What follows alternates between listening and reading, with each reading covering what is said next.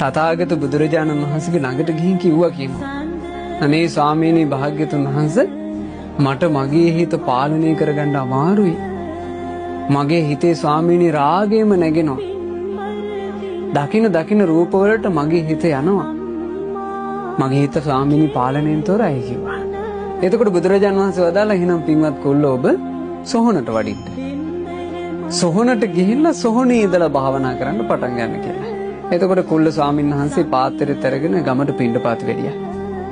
පිණ්ඩපාතෙන් පස්සේ බුදුරජාණන් වහන්සේගේ අනුශාසනාව සිහි කරලා ඕන්නේ හිමි හිට වැඩම කළා සොහොනට. සොහොනට වඩිද්දී තථාගත බුදුරජාණන් වහන්සේ කුල්ල ස්වාමීන් වහන්සේ උදෙසා විශේෂ එරදියක් කළා. ඒ මොකද්ද එරදිය? කුල්ල ස්වාමීන් වහන්සේට පේනවා අලුත ගෙනල්ලා දාපු මල සිරුරක් තියෙනවා. තරුණ කාන්තාවකගේ මලකඳක්. ඒ මලකඳට තාම මුකුත්ම වෙනසක් වෙලා නැහැ. ප්‍රාණය නිරුද්ධ වෙච්ච මොහොතේ වගේ මේ මල සිරුර තියෙනවා. හරි ලස්සන ගෑනු කෙනෙකුගේ මල සිරුරක්. මේ මලකඳ දැක්ක ගමන් අර කුල්ල ස්වාමීන් වහන්සේගේ හිතේ රාගය නැගුණා.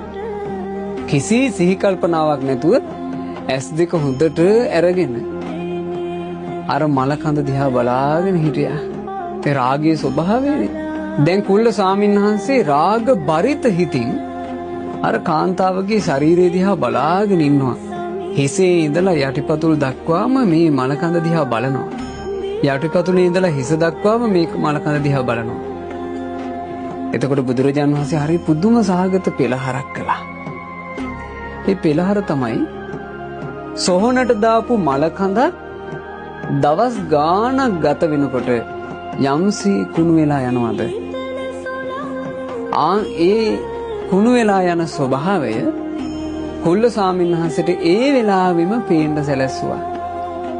දැන් කුල්ල ස්වාමීන් වහන්සේට පේනවා අර ලස්සනට හැඩයට තිබුණු තමන්ගේ හිත ඇදගන්න තරම් ලස්සනට තිබුණු මලකඳ පුණ ඉදිමෙනවා. නිල් ගැහෙනවා. ඊළඟට නවද්වාර වලින් අසූචිය ගලන්න පටන් ගන්නවා. දැන් ඕජා ගලනවා. ගන්ධස්තරේ එනවා. මේ ඉදිමුණු මල සිරුර කන්න එහින් මෙහින් සත්තු ඇවිල්ලා මල සිරුර ඉර සත්තු කන්න පටන් ගත්තා. එතකොටම කුල්ල ස්වාමීන් වහන්සේට සිහි උපන්නා. අපේ මේ රාගයෙන් ඇලිලා යන ශරීරවලට වෙන්නේ මේක නේද? මං මගේම ශරීරය ගැන රාගයෙන් ඇලුණා. මගේ ශරීරයටත් වෙන්නේ මේක.